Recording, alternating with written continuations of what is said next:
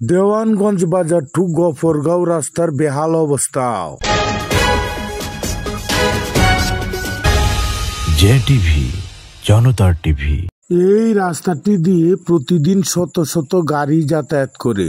ময়মনসিংহ জেলার গফরগাঁও উপজেলার প্রত্যন্ত চর এলাকার বাসিন্দাদের যাতায়াতের একমাত্র রাস্তা এটি।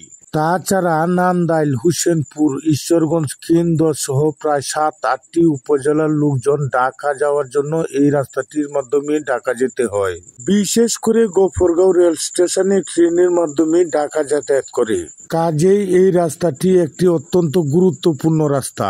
রাস্তাটি গুরুত্বপূর্ণ হলেও সেই অনুযায়ী রাস্তাটিকে প্রশস্ত বা উন্নয়ন করা হয়নি।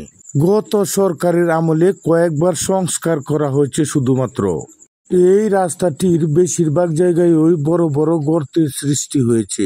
রাস্তাটির এই বেহাল অবস্থার কারণে রাস্তাটি দিয়ে অটো, সিএনজি সহ সব ধরনের গাড়ি চলাচল করা খুবই কষ্টকর হয়ে পড়ে।